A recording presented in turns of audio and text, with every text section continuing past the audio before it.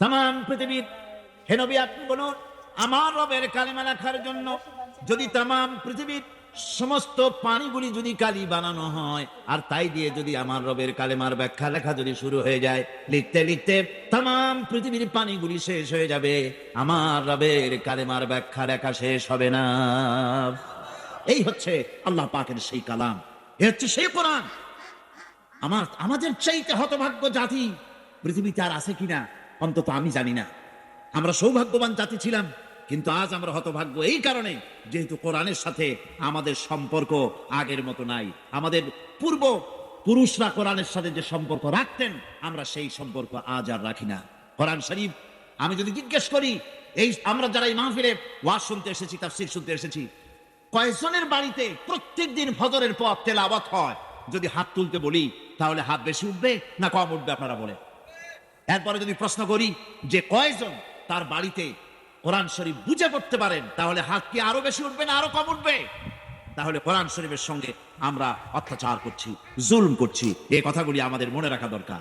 এই কোরআনের মাহফিলে আজকে যারা হিন্দু ভাইরা এসেছেন, বৌদ্ধ এসেছেন, খ্রিস্টান এসেছেন, অমুসলিম ভাইরা এসেছেন, আমি তাদের সকলকে এই মাহফিলের পক্ষ থেকে, আমাদের অন্তরের অন্তঃস্থল থেকে আপনাদেরকে মোবারকবাদ জানাই, আপনাদেরকে শুভেচ্ছা জানাই, স্বাগতম জানাই। কারণ এ কোরআন শুধু মুসলমানদের জন্য নয়, এ কোরআন পৃথিবীর কোন একটি যুগের জন্য, কোন একটি বিশেষ জাতির জন্য কোরআন অবতীর্ণ হয় নাই। কোরআন সর্বকালের সর্বযুগের সকলে মানুষের জন্য এসেছে। হাযা বায়ানুন লিন-নাস হুদান লিন-নাস, এটা এসেছে পৃথিবীর মানুষের জন্য বয়ান হিসেবে, উপদেশের গ্রন্থ হিসেবে বিশ্ব মানবতার কাছে আল্লাহ পাক অবতীর্ণ করেছেন। মুসলমানরা শুধু দাবি করতে পারবে না যেটা শুধু আমাদের কোরআন, আর কারণ বন্ধুগণ, এ কোরআন কোনোদিন পুরাতন হবে না। বাইতুল শরীফের হুজুর কি সুন্দর করে ছোট্ট ছোট্ট উপমা দিয়ে আমাদেরকে বুঝিয়েছে। মিসাল দিলে মানুষ যত বোঝে, সারাদিন ওয়াজ করা, 300 পৃষ্ঠার বই পড়া আর ছোট্ট একটা দৃষ্টান্ত দেওয়া, এর থেকে অনেক দ্রুত মানুষের ব্রেন এটাকে ক্যাচ করে, ঠিক না? কি সুন্দর করে তিনি বুঝাইছেন, মাথাটা আল্লাহর দেওয়া, এটা পুরানো, আর টুপিগুলি মানুষের তৈরি, জুতাটা মানুষের তৈরি, পাওয়াটা আল্লাহর তৈরি। কাজী পুরান, এগুলি পুরান হয়ে যায়, আল্লাহর তৈরিগুলো পুরান হয় না। এটা তো কোরআন, এটা কি? উনি প্রকৃতপক্ষে হাদিসের কথাই বলেছেন। রাসূল করিম সাল্লাল্লাহু আলাইহি ওয়াসাল্লাম বলেছেন, লা ইহসা আজাইবুহু ওয়ালা তুবরা গারাইবুহু। এই কোরআন শরীফ কোনোদিন পুরাতন হবে না, জীর্ণ হবে না কোনোদিন, এর আকর্ষণ কোনোদিন বিনষ্ট হবে না। মানুষ শুধু শুনতেই থাকবে কোরআনকে, কোনোদিন নষ্ট হবে না। আল্লাহ রাব্বুল আলামিন কোরআনে কারীমকে হেফাজত করেছেন। আজ পৃথিবীর বুকে ধর্মগ্রন্থ হিসেবে, আল্লাহ পাকের কিতাব হিসেবে দুনিয়ায় কারো কাছে কোনো কিতাব নাই। সব তারমিম হয়েছে, তাহরিফ হয়ে গিয়েছে। একমাত্র কিতাব বিশ্ববাসীর কাছে আছে, যার নাম কোরআন। নাম কি? আল্লাহ পাক বলেন, কোরআনকে আমি হেফাজত করব। ইন্না নাহনু নাযালনা যিকরা ওয়া ইন্না লাহু লাহাফিজুন।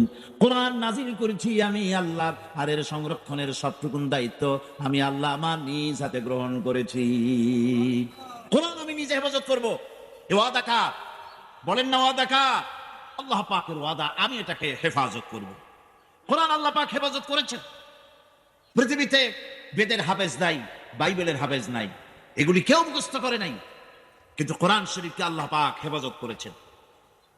কোরআনকে যদি প্রশ্ন করা হয় যে তুমি কোথা থেকে এসেছো, কোথায় তুমি ছিলে, কোরআনে কারীম বলছে, বানহু কুরআনুম মাজিদুন ফি লাউহিম মাহফুজ।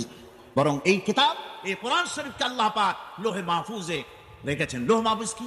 লৌহুন এ শব্দের অর্থ হচ্ছে ফলক, মাহফুজ এ শব্দের অর্থ হচ্ছে সংরক্ষিত। আল্লাহ পাক কোরআনকে সংরক্ষিত করেছেন একটা ফলকের মধ্যে। কিভাবে করলেন? সেই ফলকটার কাইফিয়ত কি আমরা জানি না। ওটা কি খোদাই করে লেখা, না ফেরেশতা দিয়ে আল্লাহ পাক রং আর তুলি দিয়ে লেখাইছেন, না কি কায়দায় ফলকের মধ্যে রাখছেন, এই কাইফিয়ত পৃথিবীতে কারো জানা নাই। যেমন আমরা জানি না হাফেজে, যে ব্যক্তি কোরআন মুখস্থ করেছে, এই মাহফিলে হাফেজ আছেন না? হাফেজে কোরআন অবশ্যই আছে, কিন্তু এই কোরআন তিনি হেফাজত করেছেন কোথায়? তিনি যে মুখস্থ করেছেন রাখছেন কোথায়? এটা যদি কেউ খোঁজে, হাফেজকে তার মাথাটা অপারেশন করে মগজটা যদি প্লেটে এনে তারপর অনুবীক্ষণ যন্ত্র দিয়ে যদি খোঁজা হয়, ব্রেনের মধ্যে কোরআনের একটা অক্ষর পাওয়া যাবে? তার হৃদয়ের ভিতরে কোথাও পাওয়া যাবে? সুতরাং এখানে যে কায়দায় আল্লাহ পাক হেফাজত করেছেন, এরকম কোন কায়দায় আল্লাহ পাক হেফাজত করেছেন যে কায়দাটা আমাদের জানা নেই। আর আল্লাহ এমন ভাবে হেফাজত করলেন যা নষ্ট হওয়ার কোনো উপায় নাই। আমার বক্তৃতা বিভিন্ন জনে এখানে টেপ রেকর্ড করছেন, অডিও করছেন, ভিডিও করছেন। এখন এই অডিও ভিডিও হচ্ছে যে ফিতা, এই ফিতার উপরে যদি আর একজনের বক্তৃতা তোলা হয় তাহলে এটা নষ্ট হয়ে যাবে, ঠিক কিনা? কোরআন তেলাওয়াতের উপরে যদি গান তোলা হয়, ওয়াজ তোলা হয়, তাহলে ওটা নষ্ট হয়ে যাবে কিনা? কিন্তু মানুষ, আল্লাহ রাব্বুল আলামিন কোরআনে কারীমকে মানুষের সিনার ভিতরে, মেমোরির ভিতরে, তার স্মৃতির ভিতরে এমন ভাবে ধারণ করায় দিলেন, এই কোরআনে কারীমকে মানুষ মুখস্থ করার পর এরপরে যত কিছুই মুখস্থ করুক না কেন, প্রথম জিনিসটা কখনো মুছে যাবে না। যতই পড়বে ততই এটা হেফাজত থাকবে, নষ্ট হবে না। কোরআন আল্লাহর পক্ষ থেকে নাজিল হলো, কোরআনের ভাষা শৈলী নিয়ে বিভ্রান্তির সৃষ্টি হলো। কোরআনের ভাষা তো খুবই সুন্দর, কি বলে? সুন্দর মানে কি? কোরআন আরবি ভাষা। কোরআন কি ভাষা? আরবি ভাষা। দুনিয়ায় যত ভাষা আছে, এ ভাষার অনেক উৎকর্ষ হয়েছে, অনেক ভাষা বিলুপ্ত হয়েছে। বাইবেল যে ভাষায় নাজিল হয়েছিল সেই ভাষা আজকে পৃথিবীতে নাই।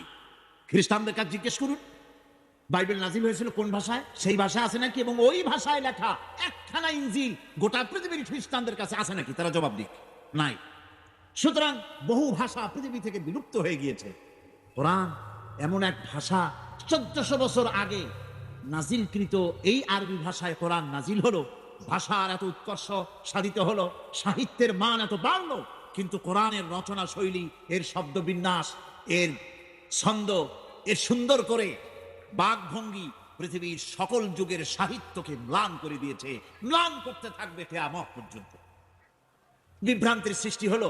লোকেরা ভাবলো মুহাম্মদ সাল্লাল্লাহু আলাইহি ওয়াসাল্লাম বোধহয় কবি হয়ে গেছেন, হয়তো তিনি পাগল হয়ে গেছেন, হয়তো তিনি গণক হয়ে গেছেন, নইলে এমন করে মিলিয়ে মিলিয়ে সাজিয়ে সাজিয়ে তিনি বলেন কি করে? আল্লাহ রাব্বুল আলামিন তার জবাব দিয়ে দিলেন। কোরআনে কারীম বলছে, ফাযাক্কির ফামা আনতা বিনি'মাতি রাব্বিকা বিকাহিনিন ওয়ালা মাজনুন। আপনার রবের করুণা আপনি উপদেশ দিয়ে যান। আপনার রবের মেহেরবানিতে আপনি গণক নন আর উন্মদ নন, আপনি পাগল না, গণক না, কবিও না। আপনার কাছে যেটা নাজিল হচ্ছে সেটা হলো ওহী, আমার পক্ষ থেকে ওহী অবতীর্ণ হচ্ছে। সুতরাং মানুষ বিভ্রান্তির মধ্যে যতই পড়ুক না কেন, কোরআনে কারীম তার নিজস্ব ভাবধারা নিয়ে পৃথিবীর মধ্যে টিকে থাকবে।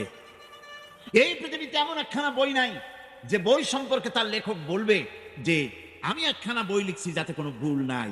বলেন তো ভাইরা, সুধী মণ্ডলী, বলুন, পৃথিবীতে এমন কোন লেখকের সন্ধানকে আপনি পেয়েছেন যে লেখক বলতে পেরেছে যে আমি যে বই লিখেছি এতে কোনো ভুল নাই? কথা বলছেন না কেন? অথচ এই কোরআন যিনি পাঠালেন, কে পাঠালেন? আল্লাহ রাব্বুল আলামিন। এর শুরুতেই তিনি ঘোষণা করেছেন, আলিফ লাম মিম যালিকাল কিতাবু লা রাইবা ফীহ। আলিফ লাম মিম, এ হচ্ছে সেই মহাগ্রন্থ যার ভেতরে সন্দেহের লেশ মাত্র নাই। সুবহানাল্লাহ ওয়া বিহামদিহি। দুনিয়ায় সমস্ত বই শুরু হয় লেখকের দুর্বলতা দিয়ে। তিনি লেখেন, এই বই লিখতে গিয়ে যদি আমার কোনো ভুল হয়ে থাকে, কেউ যদি আমাকে ধরায় দেন, তাহলে আগামী সংস্করণে আমি তা পরিশুদ্ধ করিতে বাধ্য থাকিব। এরকম বলে কিনা? কিন্তু এই কিতাবের কাইফিয়াত ভিন্ন রকম, এই কিতাবের কায়দা ভিন্ন রকম। কোরআন নাজিল যিনি করলেন তার প্রশংসা দিয়ে কোরআন শুরু হলো, আলহামদুলিল্লাহি রাব্বিল আলামিন। সবাই পড়েন, আলহামদুলিল্লাহি রাব্বিল আলামিন। সমস্ত প্রশংসা আল্লাহ পাকের যিনি তামাম জাহানের পালনেওয়ালা। সুতরাং এই কিতাবের ভিতরে সন্দেহের কোনো কারণ না। পৃথিবীর মানুষকে আল্লাহ পাক চ্যালেঞ্জ করেছেন, যদি সন্দেহ হয়, ইন কুনতুম ফি রাইবিন মিম্মা নাযালনা আলা আবদিনা ফাআতু বিসূরাতিন মিন মিসলি। যদি সন্দেহ হয় আমার বান্দার উপরে যে কিতাব আমি অবতীর্ণ করেছি, যদি সন্দেহ হয় যেটা আমার বান্দার বানানো, তাহলে কোরআনের মতো করে সূরা বানায় আনো। এই চ্যালেঞ্জ আল্লাহ পাকের। 1400 বছর পার হয়ে গেল, এই চ্যালেঞ্জের মোকাবেলা কেউ করতে পারে নাই। বন্ধুগণ, আল্লাহ নাই এ কথা তো পৃথিবীর অনেকেই বলেছে, বলে নাই? বলেছে কিনা কোন? অনেকেই বলেছে দেয়ার ইজ নো গড, স্রষ্টা বলতে কেউ নাই, এ কথা বলেছে, পাগলেরা বলেছে। কিন্তু কোরআন আল্লাহর কিতাব নয়, এটা মানুষের বানানো, এ কথা কেউ বলে না, বলতে পারে না। কারণ কেউ যদি একথা বলে যেটা আল্লাহর বানানো নয়, এটা মানুষের বানানো, তাহলে তাকেই লোকেরা ধরবে।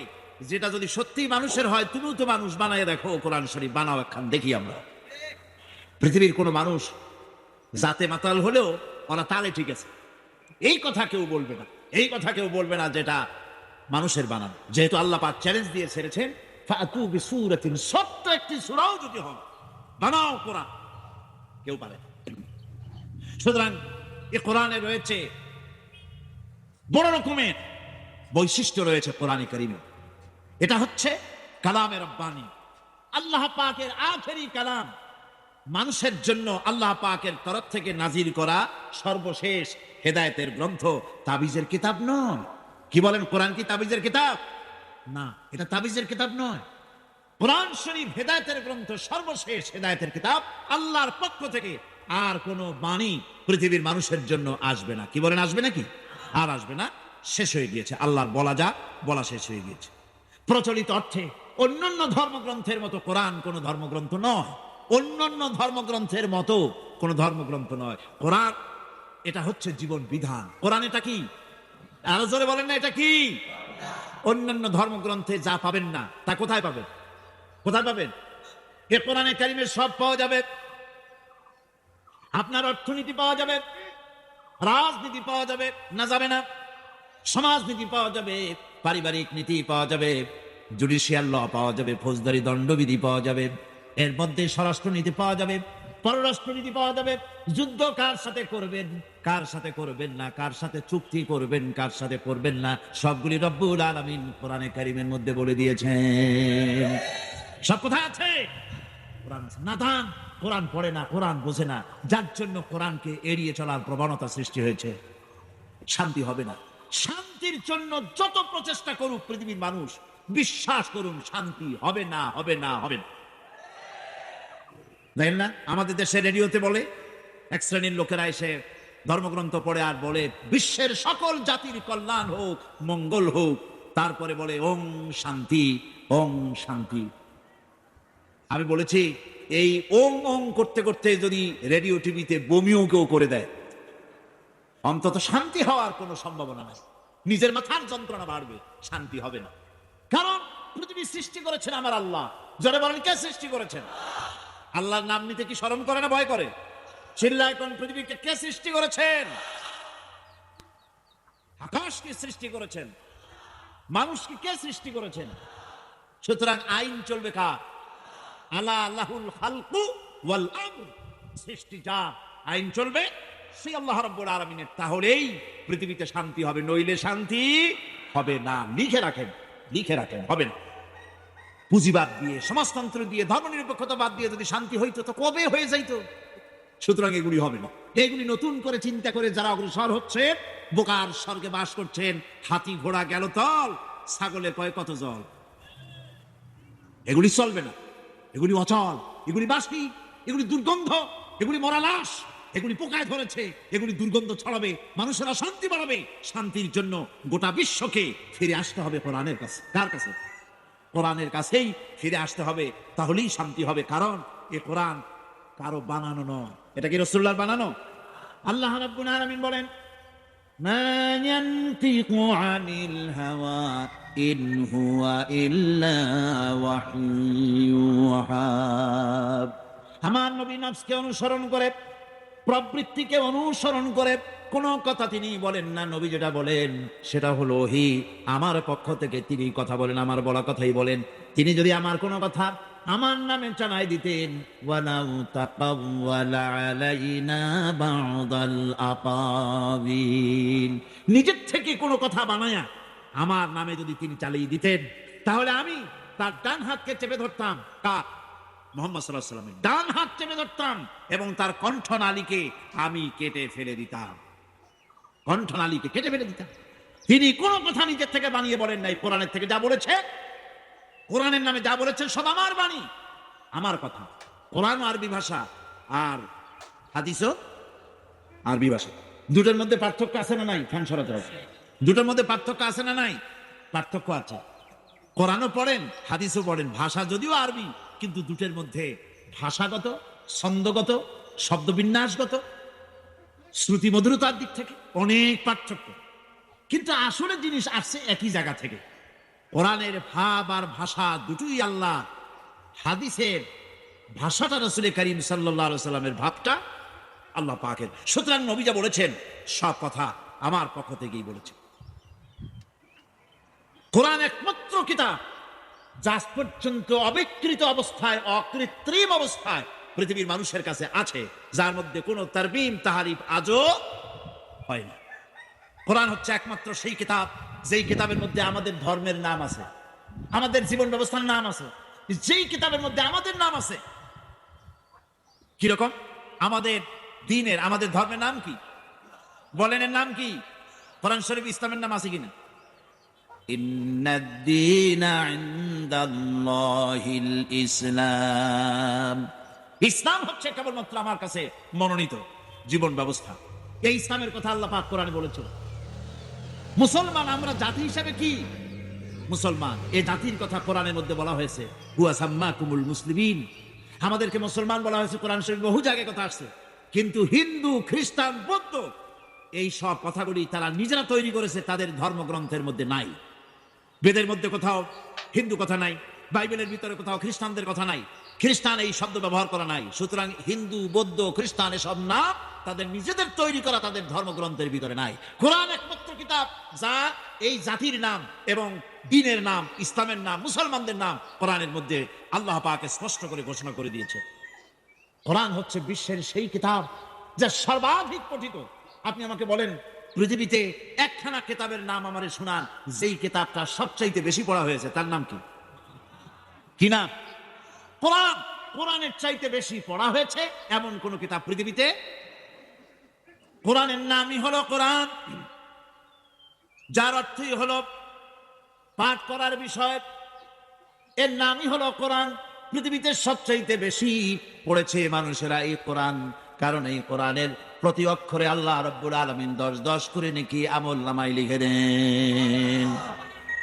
আপনি কি পারবেন নামাজ পড়তে দাঁড়িয়ে আল্লাহ সর্বশ্রেষ্ঠ, সমস্ত প্রশংসা তার যিনি তামাম জাহানের পালনেওয়ালা সৃষ্টিকর্তা, তিনি পরম করুণাময়, তিনি দয়ালু, তিনি বিচার দিনের বিচারক, তোমার কাছে সাহায্য চাই, একমাত্র তোমারই গোলামি করি, আল্লাহ সর্বশ্রেষ্ঠ। নামাজ হবে? নামাজ হবে। কোরআনকে বাধ্যতামূলক করা হয়েছে, আরবিতে পড়তে হবে। কিয়ামত পর্যন্ত এই কোরআন তার নিজস্ব ভাষায় টিকে থাকবে, কারো ক্ষমতা নাই এক হরফ, একটা নক্তা পরিবর্তন করার অধিকার পৃথিবীর কোন মানুষের না। কোরআন শরীফ একমাত্র সেই বিশাল গ্রন্থ যা মানুষ মুখস্থ করেছে। পৃথিবীতে অন্য কোন বই কেউ মুখস্থ, অন্য কোন কিতাব কেউ মুখস্থ করতে পারে নাই। কোরআন একমাত্র কিতাব, মাতৃভাষা নয়, অথচ মুখস্থ করেছে। এরকম কোন কিতাবের নাম আপনার জানা আছে নাকি? নাই। আমাদের মাতৃভাষা কি আরবি? কি আমাদের মাতৃভাষা? আমাদের মাতৃভাষা বাংলা। আরবি আমার মাতৃভাষা নয়, পিতৃভাষাও নয়। কিন্তু কোরআন শরীফ বাংলাদেশের হাজার হাজার লক্ষ লক্ষ মুসলমান মাতৃভাষা নয়, আরবি ভাষা কোরআনের মতো এত বড় কিতাব মুখস্থ করে সিনার মধ্যে জমা করেছে। পাকিস্তানের ভাষা উর্দু, ভারতের ভাষা হিন্দি, উর্দু, নানান ভাষা আছে।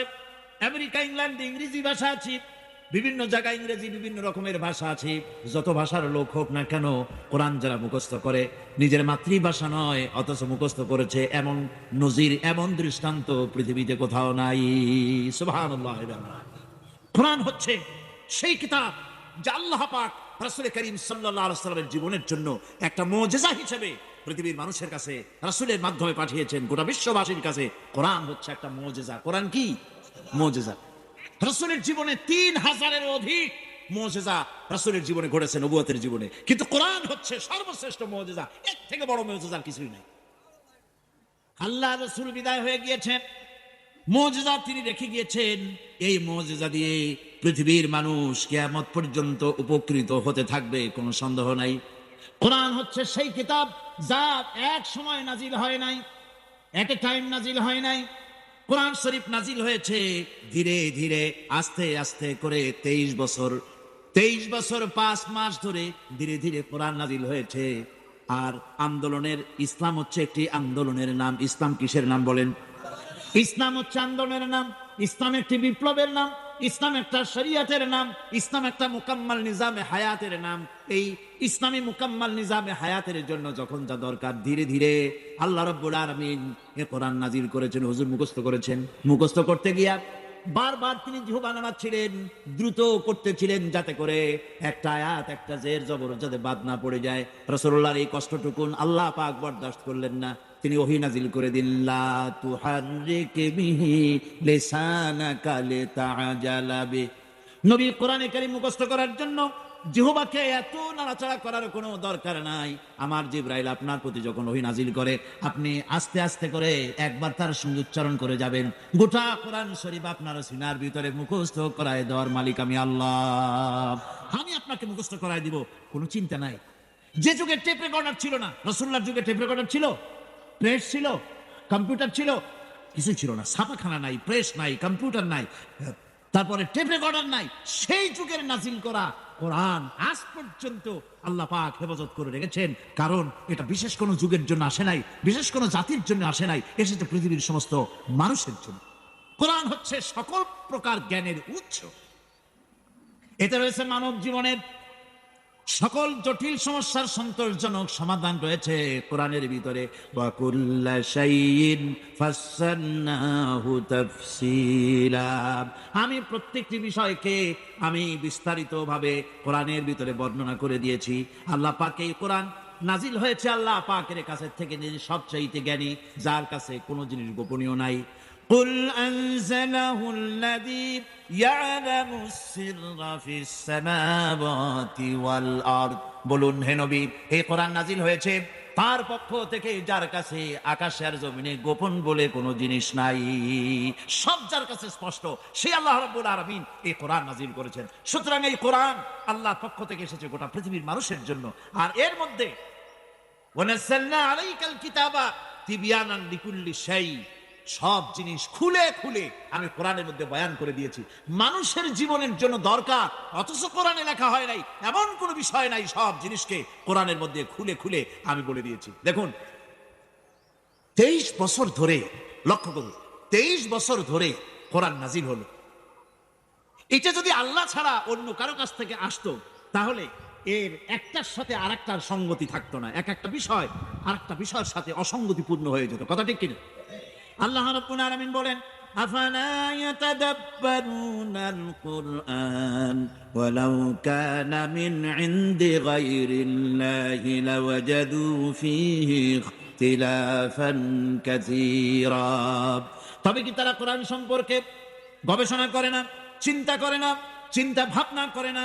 কোরআন যদি আল্লাহ ব্যতীত অন্য কারো কাছ থেকে নাজিল হতো, তাহলে এই কোরআন অন্য কারো কাছ থেকে নাজিল হলে পরে এর মধ্যে দারুণ ভাবে মতভেদ এবং অসঙ্গতি তোমরা পেতে। এর মধ্যে কোনো অসঙ্গতি নাই। কোরআন শরীফ আল্লাহ পাকের কাছ থেকে এসেছে, এতে কোনো সন্দেহ নাই। এবং সকল প্রকার মানব জীবনের সব সমস্যার সমাধান কোথায় আছে? জোরে বলেন না, কোথায় আছে?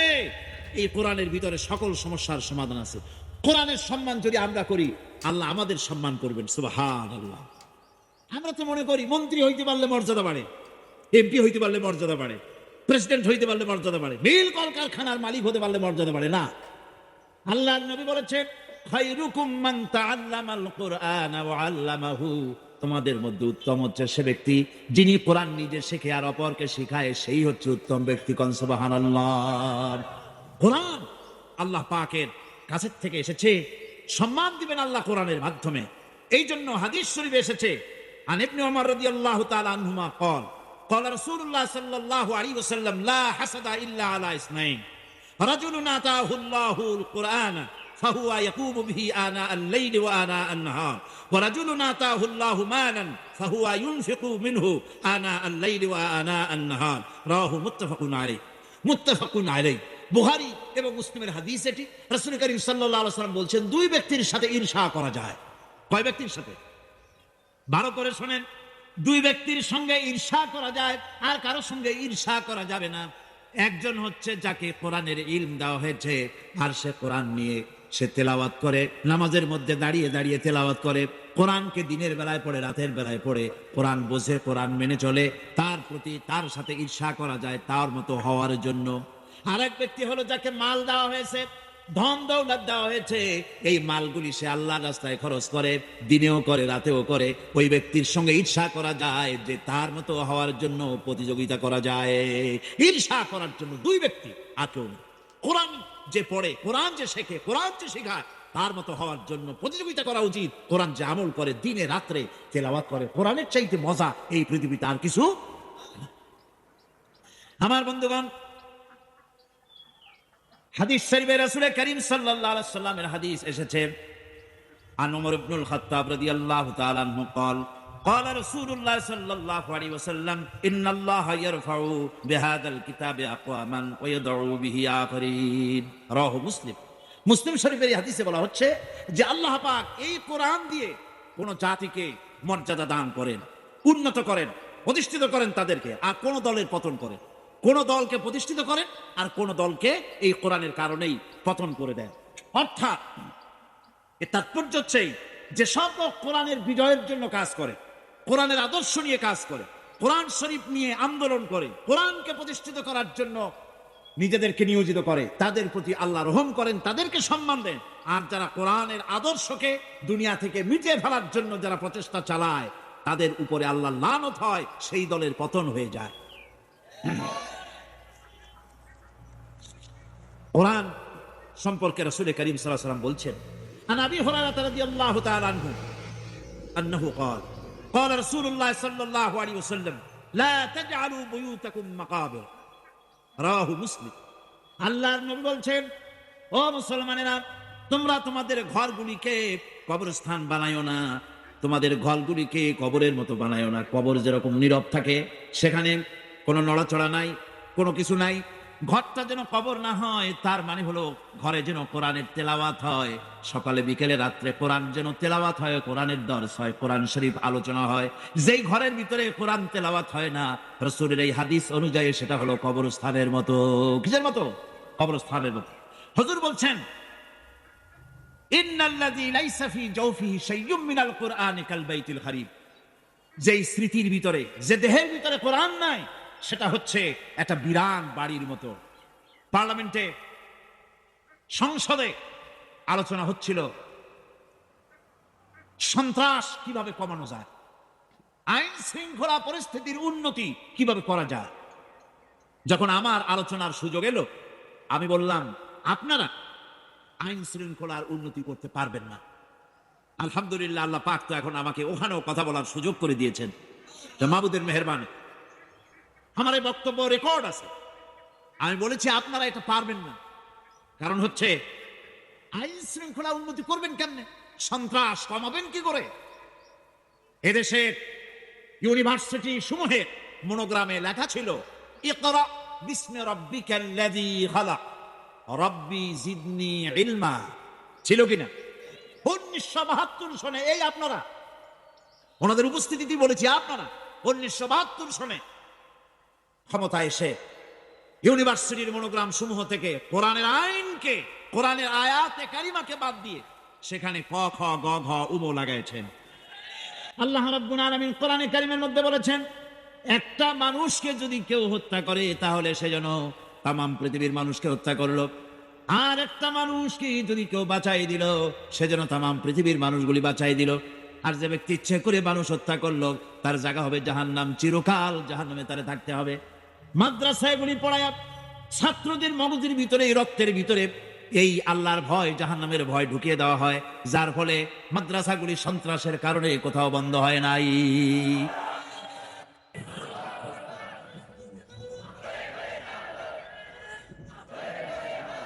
আজ আপনারাই দেখুন, পাকিস্তানের 25 বছর, বাংলাদেশের 26 বছর, সব মিলিয়ে কয় বছর? অঙ্কের ছাত্র নাই এখানে? 51 বছর। অর্ধ শতাব্দী কালে চট্টগ্রামে যত থানা আছে, বাংলাদেশে যত থানা আছে, থানাগুলিতে খোঁজ নেন, ওখানে তাদের ডায়েরি আছে না? যত চোর ধরা পড়ছে, চোর, ডাকাত, জেনাকার, হত্যাকারী, চোরাকারবারি, মুনাফাগুরি, যত ক্রাইম করেছে, করাপশন করেছে, সেই অপরাধীদের লিস্ট আছে না? অপরাধী যারা ধরা পড়েছে সকলের লিস্ট আছে। আমি চ্যালেঞ্জ করছি, আপনারা সমস্ত থানাগুলি ঘুরে এই ডায়েরি, থানার এই ডায়েরি খুঁজে বের করুন তো, এর মধ্যে মৌলানা সাহেব কয়জন, হাফেজ সাহেব কয়জন, মসজিদের ইমাম কয়জন? তাহলে একথা মানবেন কিনা যে কোরআনের শিক্ষার চাইতে বড় শিক্ষা পৃথিবীতে নাই? একথা মানবেন কিনা? একথা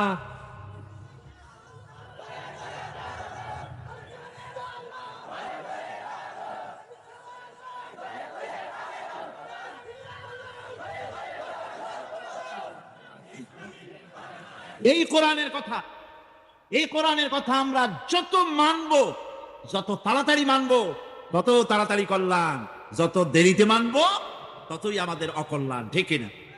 আচ্ছা, আমি আরো একটা কথা আপনাদের বলি, আজও শিক্ষা প্রতিষ্ঠানগুলিতে ওস্তাদ, শিক্ষক, টিচার, কোন শিক্ষাঙ্গনের টিচারেরা, শিক্ষকেরা ছাত্রের কাছে সম্মান বেশি পায় বলেন?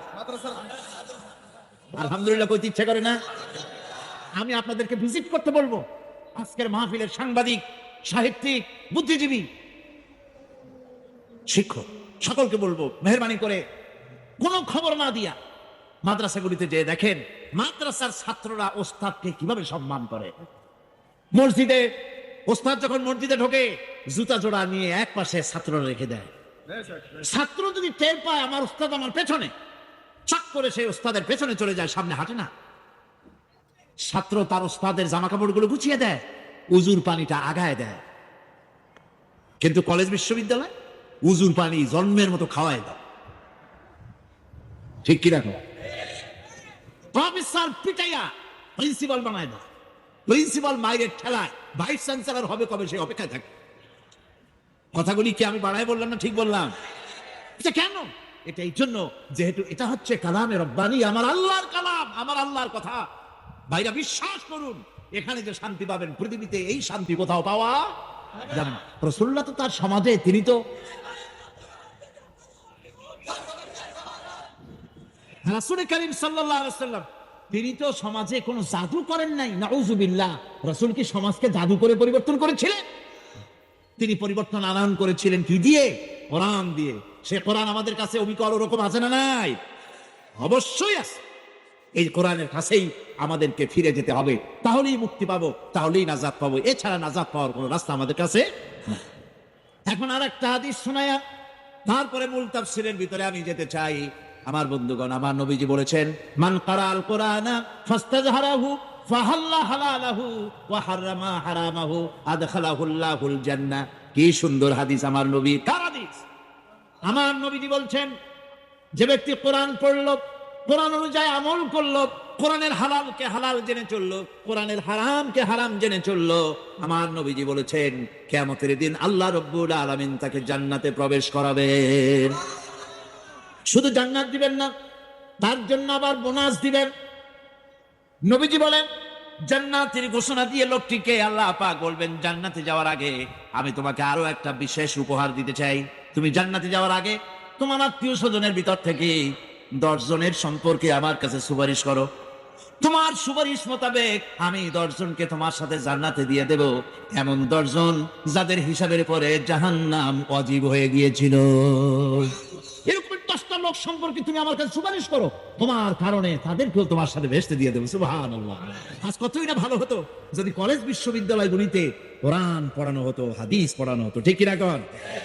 আপনারা বলবেন কোরআন হাদিস পড়ানো তো হয়, আমিও জানি কোরআন হাদিস পড়ানো হয়। তা কট্টু পরীক্ষায় পাশ করাবার জন্য 40টা হাদিস, ছোট ছোট হাদিস আর কোরআন শরীফের কয়েকটা আয়াত, এছাড়া আর কিছুই পড়ানো হয় না, ঠিক কিনা? মাদ্রাসায় যেভাবে 30 পারা কোরআনের তাফসীর পড়ানো হয়, ওভাবে তাফসীর পড়ানো হয় না। মাদ্রাসায় যেভাবে 76 হাদিস পড়ানো হয়, ওইভাবে পড়ানো হয় না। সুতরাং কলেজ বিশ্ববিদ্যালয়গুলিতে কোরআন এবং হাদিসকে যেভাবে মাদ্রাসায় পড়ানো হয় ওইভাবে যদি পড়ানো যায়, তাহলে কলেজ বিশ্ববিদ্যালয় থেকে ডাকাত আসবে না, চোর আসবে না, বদমাশ আসবে না। কলেজ বিশ্ববিদ্যালয় থেকে আমাদের সন্তানগুলি খালিদ বিন ওলীদ হয়ে বেরোবে। আমাদের সন্তানগুলি সালাউদ্দিন আইয়ুবী হয়ে বেরোবে, আমাদের সন্তানগুলি শহীদ তিতুমীর হয়ে বেরোবে। সেই অপেক্ষায় আমাদেরকে থাকতে হবে। বন্ধুগণ, আজ দেশের বৃহত্তর জনগোষ্ঠী তাদের আসল লাভ ক্ষতির সংজ্ঞা ভুলে গিয়েছে। আসল লাভ ক্ষতির সংজ্ঞা ভুলে গিয়ে লাভের আশায় আমরা চলছি ক্ষতির পেছনে, ঠিক না? আলেয়ার পেছনে আমরা চলছি, মরিচিকার পেছনে। প্রকৃতপক্ষে মানুষের লাভ কোথায়, সফলতা কোথায়, আর ব্যর্থতার ক্ষতি কোথায়, সে কথা কোরআন ছাড়া কেউ বলে দিতে পারে না। আজ দেশের এই ক্রান্তিকালে বর্তমান বাংলাদেশ ইতিহাসের এক ক্রান্তিকালের উপর দিয়ে অতিক্রম করছে। প্রতি মুহূর্তে আমরা এক একটা দুঃসময়ের দিকে এগিয়ে যাচ্ছি। আমরা নিরুদ্দেশের উদ্দেশ্যে যাত্রা করেছি। এই সময় এই জাতির রক্ষা কোথায় হবে, বিশ্বের মানুষের রক্ষা কোথায় হবে?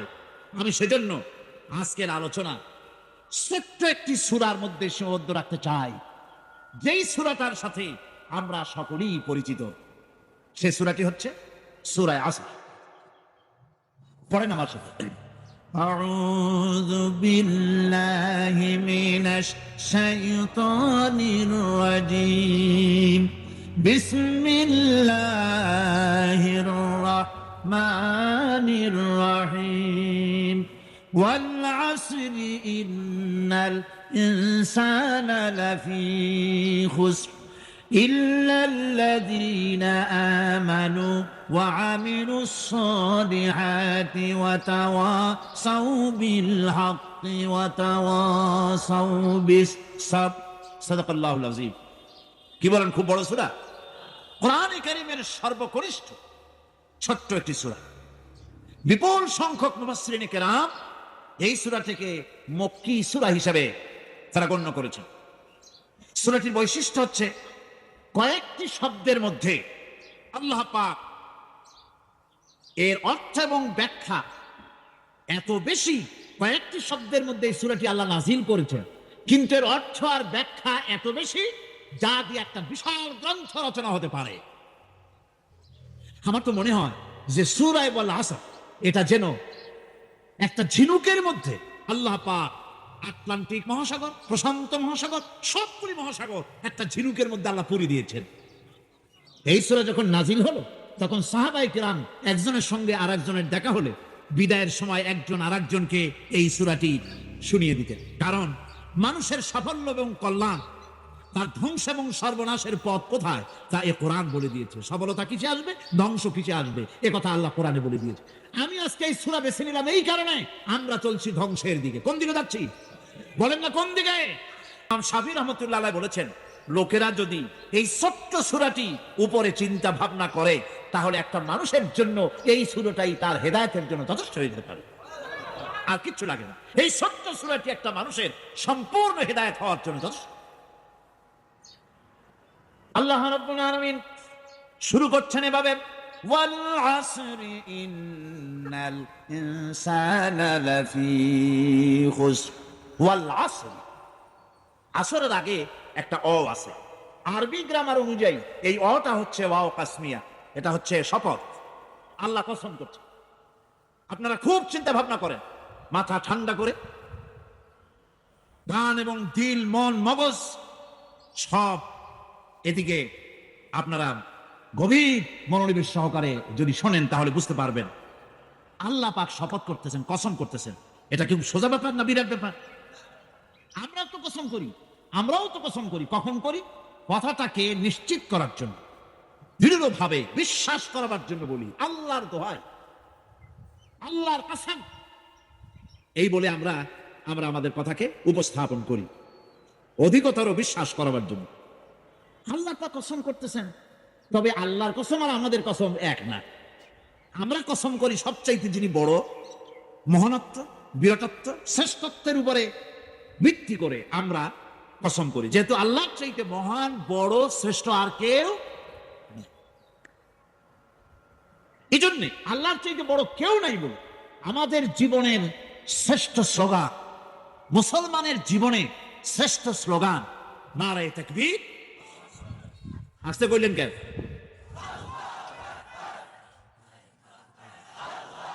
আল্লাহ হচ্ছেন বড়,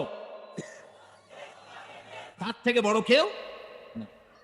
আমি চিন্তা করি মাঝে মধ্যে, কিছু মনে নেবেন না, আমি মাঝে মধ্যে চিন্তা করি যে সমস্ত রাজনৈতিক দলের লোকেরা মুসলমান, আর রাজনৈতিক মত পার্থক্য থাকতেই পারে, যে কোনো দল করতেই পারে, কিন্তু এমন রাজনৈতিক দল আমি কেন করব মুসলমান হয়ে?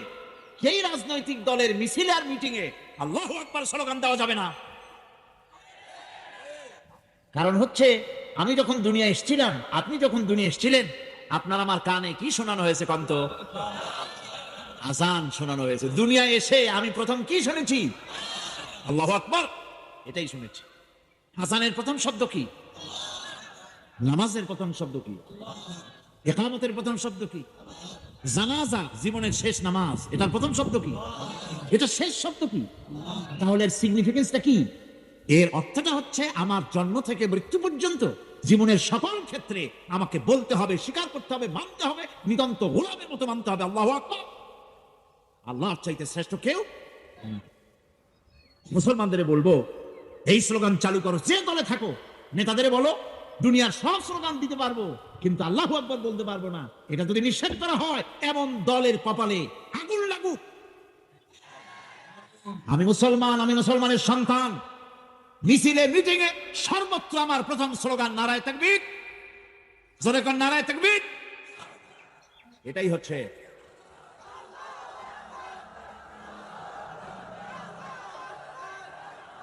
সুতরাং আজ আল্লাহু আকবার আমরা কসম করি, যেহেতু আল্লাহ বড়, তার বিরাটত্বের উপরে নির্ভর করে আমরা কসম করি। কিন্তু আল্লাহর চাইতে বড় তো কেউ নাই। উনি কসম যখন করবেন, উনি করবেন কিসের কসম? আমাদের কসম আর আল্লাহর কসম এক নয়। রব্বুল আলামিন যখন কসম করেন, তিনি তার কাছে বড়, তার চাইতে বড় কেউ নাই, শ্রেষ্ঠ কেউ নাই, মহান কেউ নাই। সেজন্য তিনি যে কসম করেন, যে কথা বলতে চান, ওই কথার সাথে, ওই বিষয়ের সাথে যার সম্পর্ক, যার সাযুজ্য আছে, সম্পৃক্ততা আছে, সিমিলারিটি আছে, তার কসম আল্লাহ পাক করেন।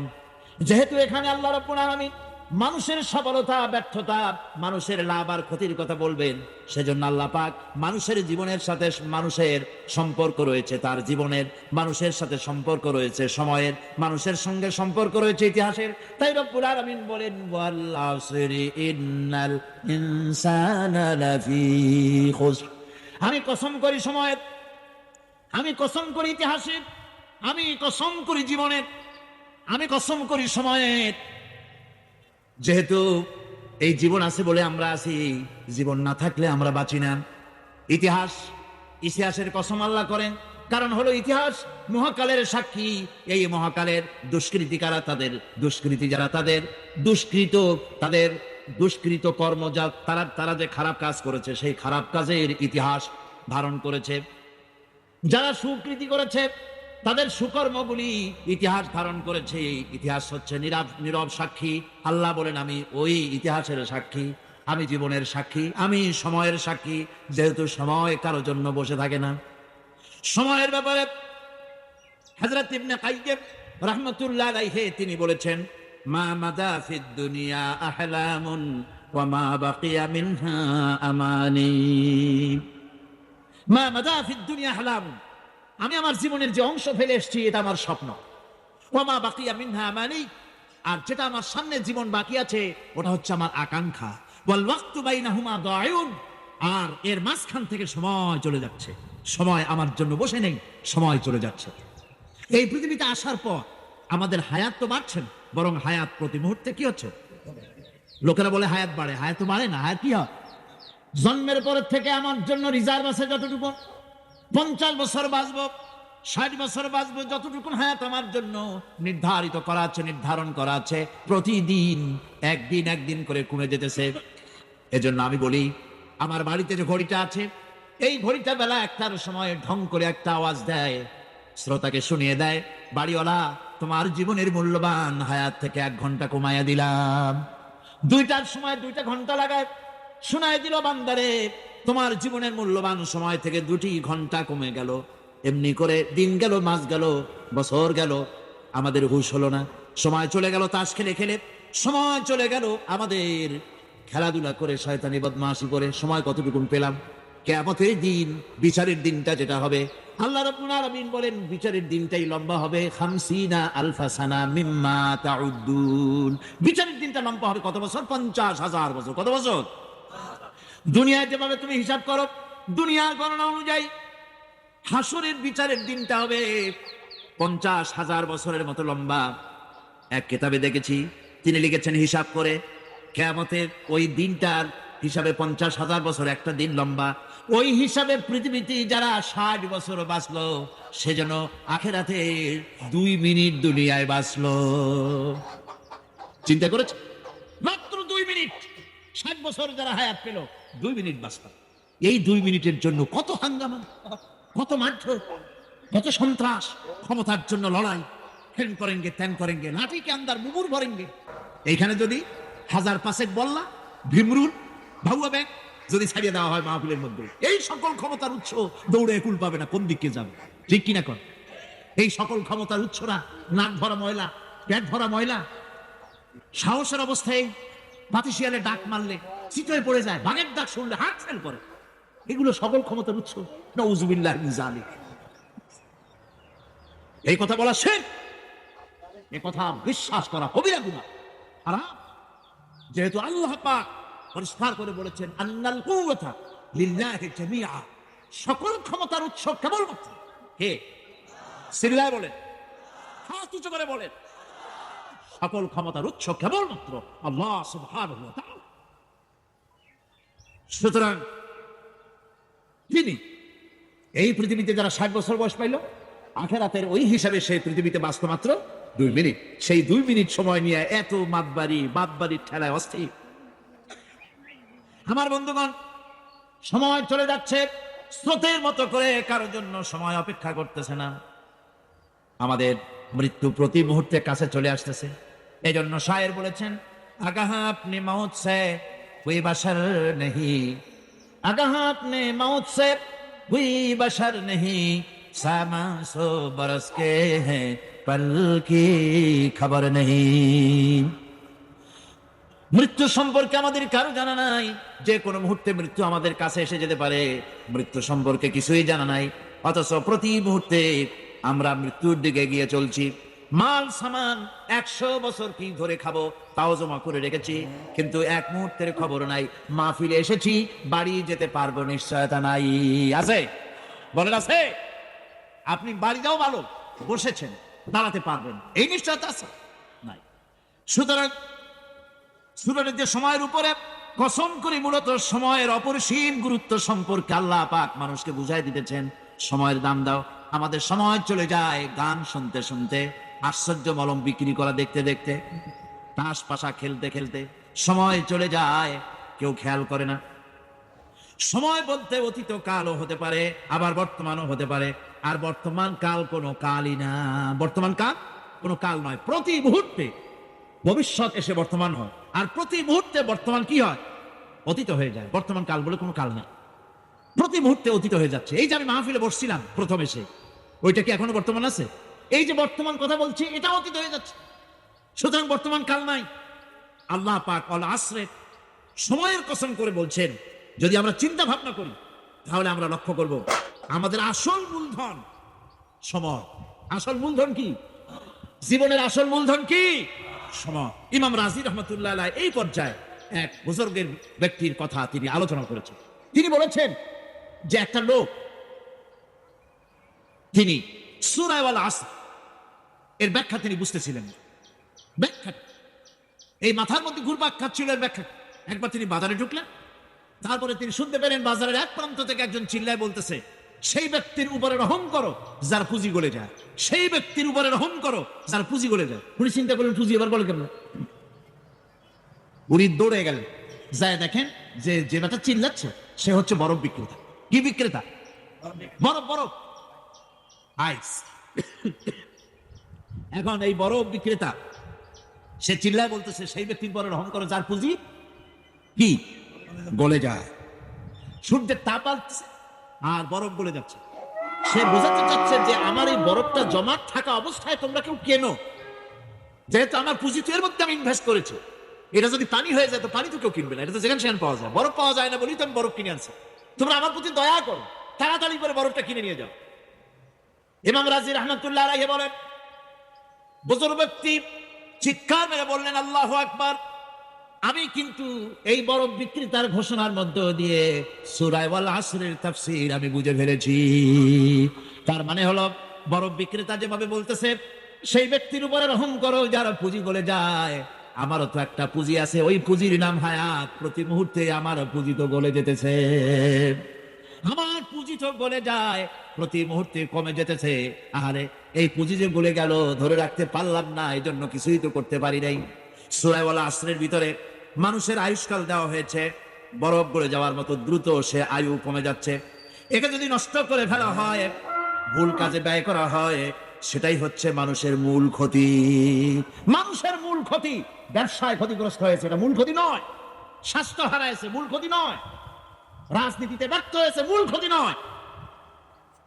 জীবনে মন্ত্রিত্ব হারাইছে, মূল ক্ষতি নয়। মূল ক্ষতি প্রতি মুহূর্তে সময় নষ্ট হচ্ছে, এটাই মূল ক্ষতি। ভাইরা, কিয়ামতের দিন জান্নাতীদের কোনো দুঃখ থাকবে না, সকলের দুঃখ থাকবে। জান্নাতীদের কোনো দুঃখ থাকবে নাকি? থাকবে, থাকবে।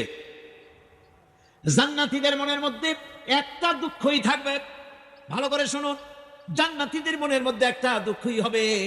তারা মনে মনে চিন্তা করবেন, আফসোস করবেন, আহারে যদি দুনিয়ায় বসে অমুক সময় বাসে বসেছিলাম, আজে বাজে চিন্তা করেছি, বাড়ির ড্রয়িং রুমে একা একা বসে বসে আজে বাজে চিন্তা করেছি, অমুক অমুক সময় খেলাধুলায় কাটাইছি। এই সময়গুলিতে যদি সুবহানাল্লাহ, আলহামদুলিল্লাহ, লা ইলাহা ইল্লাল্লাহ, আল্লাহু আকবার, এই তাসবিহ যদি পড়তাম, জিকির আজগার করতাম, জান্নাতের ভিতরে আরো নিয়ামত লাভ করতে পারতাম। সময়টা তো কাজে লাগাইলাম না। জিকির করেন না, সুবহানাল্লাহ, আলহামদুলিল্লাহ, লা ইলাহা, মোহাম্মতের সাথে জোরে করেন, সুবহানাল্লাহ, আলহামদুলিল্লাহ, লা ইলাহা ইল্লাল্লাহ, সুবহানাল্লাহ,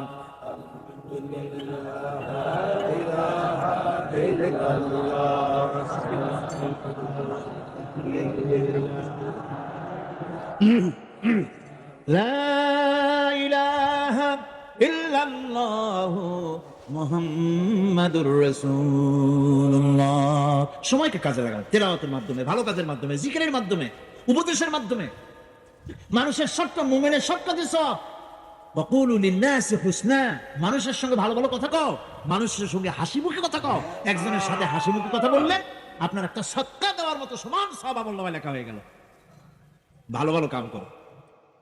বন্ধুগণ, সময় দ্রুত গতিতে চলে যাচ্ছে, মানুষের জীবন ক্ষতিগ্রস্ত হচ্ছে। ক্ষতি থেকে বাঁচতে পারবে চারটা গুণ যার মধ্যে আছে, বাকি সব ক্ষতিগ্রস্ত হয়ে যাবে। আমার ভাইয়েরা, এই কথাগুলি বলে আল্লাহ পাক যেন এরকম একটা দৃষ্টান্ত দিলেন। আপনি যদি পরীক্ষার হলে গিয়া দেখেন, ছাত্ররা পরীক্ষা দিতেছে, পরীক্ষার জন্য নির্ধারিত সময় কতটুকুন? 3 ঘন্টা। 3 ঘন্টা, 3 ঘন্টা। আপনি গিয়ে দেখলেন কোন একজন পরীক্ষার্থী পরীক্ষা দিতে গিয়ে আরেক দিকে তাকাইছে, আকাশের তারা গুনতেছে, অথবা সে গল্প করতেছে, অথবা পরীক্ষা বাদ দিয়ে আজে বাজে কিছু লিখতেছে। আপনি যেমন তাকে, ওই ছেলেটাকে আনবো না, গাফেল ছেলেটাকে ঘড়ির দিকে তাকায় বলেন, এই ছেলে ওই ঘড়ির দিকে তাকাও, দেখো তোমার সময় কিন্তু চলে যেতেছে, মাত্র 1 ঘন্টা, আর তুমি সময় নষ্ট করতেছো। আল্লাহ যেন স্নেহ পরবশে তাম পৃথিবীর গোলামদেরকে, বান্দাদেরকে আঙ্গুল নির্দেশনা দিয়ে বলছেন, বান্দারা প্রতি মুহূর্তে তোর জীবনের মূল্যবান সময় চলে যেতেছে, প্রতি মুহূর্তে সময় যাচ্ছে। আল ইনসান, ইনসান বলতে শুধু মুসলমান না, ইনসান বলতে কি মুসলমান শুধু না, আল ইনসান মানব মণ্ডলী, বিশ্বের সমস্ত মানুষকে আল্লাহ বলছেন, হিন্দু, খ্রিস্টান, বৌদ্ধ, নাসারা, ইহুদি, মজুসি, মুসলমান, বিশ্বের সব মানুষকে আল্লাহ বলছেন। যেহেতু আল্লাহ স্রষ্টা, মানুষের ব্যাপারে সার্বিক কল্যাণময় কথা কে বলতে পারেন? কে বলতে পারেন? সে আল্লাহ রাব্বুল আলামিন বলছেন, সময় চলে যাচ্ছে ও পৃথিবীর মানুষেরা। এই মানুষ বলতে আল্লাহ রাব্বুল আলামিন কোন ব্যক্তি, কোন গোষ্ঠী, কোন জাতিকে বলেন নাই, বলেছেন সমগ্র মানবতাকে। এর অর্থ হচ্ছে সূরাটিতে উল্লেখ্য 4টি গুণ যদি আমল করতে পারে লোকেরা, যেই ব্যক্তি করবে, যেই সমাজ করবে, যেই রাষ্ট্র করবে, যেই গোষ্ঠী করবে, যেই জাতি করবে, তারাই ক্ষতি থেকে বেঁচে যাবে। কোরআন লাভ বা সাফল্যে ধারণা যেমন নিছক পার্থিব নয়, সমৃদ্ধির কথা শুধু পার্থিব নয়, জন্ম থেকে শুরু করে মৃত্যু পর্যন্ত। কোরআনের লাভের কথা যখন বলা হয় তখন জন্ম থেকে মৃত্যু পর্যন্ত, আখিরাত পর্যন্ত, কিয়ামত পর্যন্ত, ক্ষতিটাও জন্ম থেকে শুরু করে মৃত্যু পর্যন্ত, কিয়ামত পর্যন্ত ক্ষতিটাও। এই ক্ষতি থেকে বাঁচাবার জন্য কোরআনে কারিমে বিভিন্ন জায়গায় এই খাসারা শব্দ ব্যবহার করা হয়েছে। আল্লাহ রাব্বুল আলামিন বলছেন, ওয়ামান খাফফাত মাওয়াজিনুহু ফাউলাইকাল্লাযীনা খাসিরু আনফুসাহুম বিমা কানু বিআয়াতিনা ইয়াযলিমুন। যাদের পাল্লা ভারী হবে কিয়ামতে তারাই হবে সফলকাম, আর যাদের পাল্লা হালকা হবে, নেকির পাল্লা যাদের হালকা হবে তারা হবে ক্ষতিগ্রস্ত, তারা নিজেরাই ক্ষতি সাধনকারী হবে কিয়ামতের দিন। কাজে মানুষের জীবনের সমুদয় কার্যাবলীর ভালো অংশ যদি খারাপ অংশের উপরে বিজয়ী হয়, তারপরে খারাপ অংশ পাওনাদারদের দিয়ে টিয়া, এরপরে যদি নেকি কিছু বাকি থাকে, তাহলে বোঝা গেল লোকটা কিয়ামতে নাজাত পাবে। আর যদি ভালো কাজের উপরে খারাপ কাজ বিজয়ী হয়ে যায়, সমস্ত পাওনাদারদেরকে পাওনা মিটাইয়া তারপরেও পাপ বাকি থেকে যায়, এক চাইতে খাসারা পৃথিবীতে, আকাশে, জমিনে কিছুই হবে না। এর থেকে বাঁচার জন্য আল্লাহ পাক, এই খাসারা থেকে বাঁচার জন্যই মানুষকে এই কথা বলছে। এই কথাটি কোরআনে কারিমের অন্য একটি আয়াতে আরো সুন্দর করে বলা আছে, যারা নাকি এই দুনিয়ার বুকে যারা নিজেদের পুঁজি খাটাইছে, জীবনের পুঁজি সুদ কামাইতে খাটালো, জীবনের পুঁজি খাটালো হারাম কামাইয়ের ভিতরে, অন্যায় কাজের ভিতরে, যারা জীবনের পুঁজিকে আল্লাহর দ্বীনের কাজে লাগাতে পারে নাই, তাদের সম্পর্কে বলা হচ্ছে খাসিরাদ দুনিয়া ওয়াল আখিরাত যালিকা হুয়াল খুসরানুল মুবিন। খাসিরাদ দুনিয়া ওয়াল আখিরাত, দুনিয়াও ক্ষতিগ্রস্ত, আখিরাতও ক্ষতিগ্রস্ত। এটা হচ্ছে তার জন্য সুস্পষ্ট ক্ষতি, এর থেকে বড় ক্ষতি আর কিছুই হতে পারে না। আল্লাহ পাক কোরআনে কারীমে অন্যত্র বলেছেন, ওয়ানুনাজ্জিলু মিনাল কুরআনি মা হুয়া শিফাউন ওয়া রাহমাতুল লিল মুমিনিন ওয়া লা ইয়াজিদু যালিমিনা ইল্লা খাসারা। আমি এই কোরআন অবতরণের পরিক্রমায় এমন সব বিষয় অবতীর্ণ করেছি যা মুমিনদের জন্য নিরাময় এবং তাদের জন্য রহমত, আর জালিমদের জন্য ক্ষতি ছাড়া আর কিছুই বৃদ্ধি পায় না। জালিমদের জন্য ক্ষতি বৃদ্ধি পায়, আর যারা মুমিন তাদের জন্য এর মধ্যে নিরাময় আছে, এর মধ্যে রহমত আছে। অর্থাৎ যারা এই কোরআনকে যারা নিজেদের আইনের কিতাব হিসাবে গ্রহণ করেছে, কোরআনকে তাবিজের কিতাব হিসাবে নয়, ধর্মীয় কিতাব হিসাবে নয়, কোরআন সংবিধান। কোরআন কি? কোরআনকে যারা সংবিধান হিসাবে মেনে নিয়েছে, কোরআনকে যারা সংবিধান হিসাবে গ্রহণ করলো, ব্যক্তি, পরিবার, সমাজ, রাষ্ট্রে তাদের যাবতীয় মানসিক, বুদ্ধিবৃত্তিক, নৈতিক, তামাদ্দনিক রোগের নিরাময় হবে, এর দ্বারা শান্তি হবে। কিন্তু যেসব জালিম এই কোরআনকে প্রত্যাখ্যান করেছি, কোরআনকে যারা মৌলবাদীদের কিতাব বলে, কোরআনের কথা বললে মৌলবাদ বলে গাল দেয়, তারা তাদের কপালকে পোড়াইয়া ছাই বানাইয়া দিছে, তাদের কপাল ভস্মীভূত করে দিয়েছে।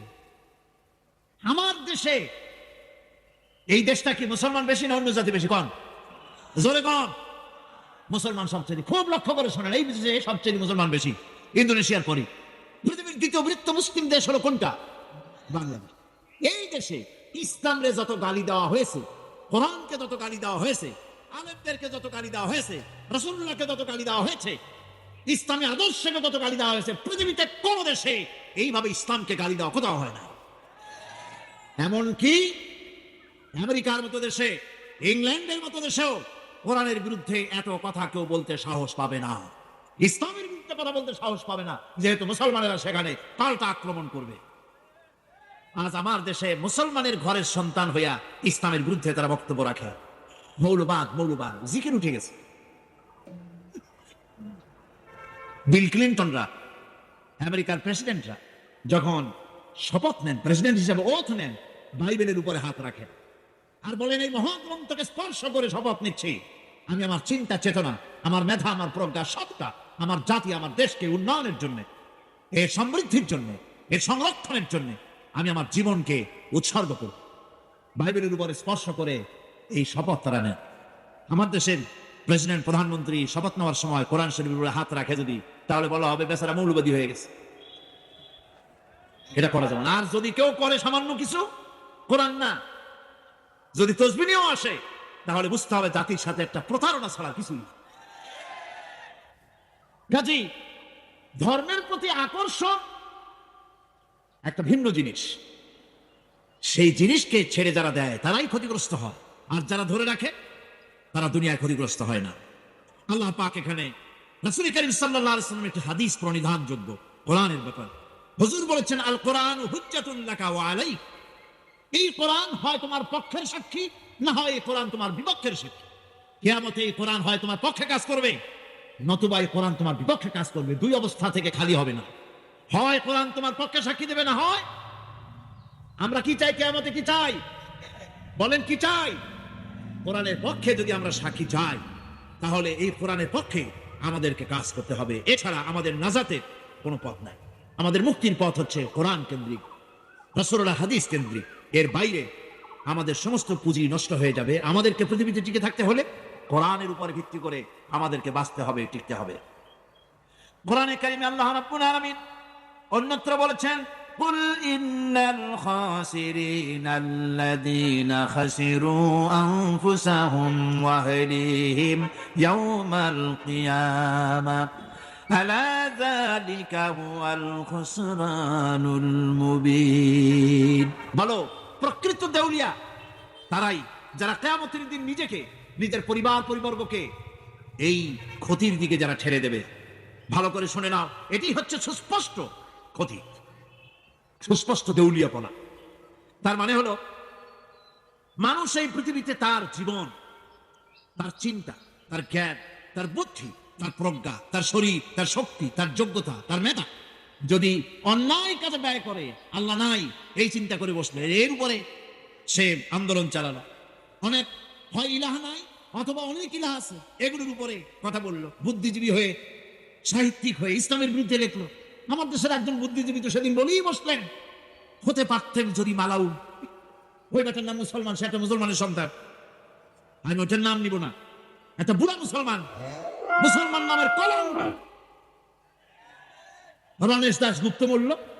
আর সেই জন্য সে আফসোস করে বলল, হতে পারতাম আমিও যদি ওর মতো মালাউন। আরে তো মালাউন হবা, তোমার এত দুঃখ, মাথাটা কামাই এত টিকে রেখে দাও, এটা দুটি বড়, কে তোমারে কইবে না তুমি মালাউন? বরং মালাউন হওয়ার আকাঙ্ক্ষা করে জাতিরে তোমার জানাজা পড়া দিয়ে বাঁচাই দিছে, তোমার জানাজা কেউ পড়বে না।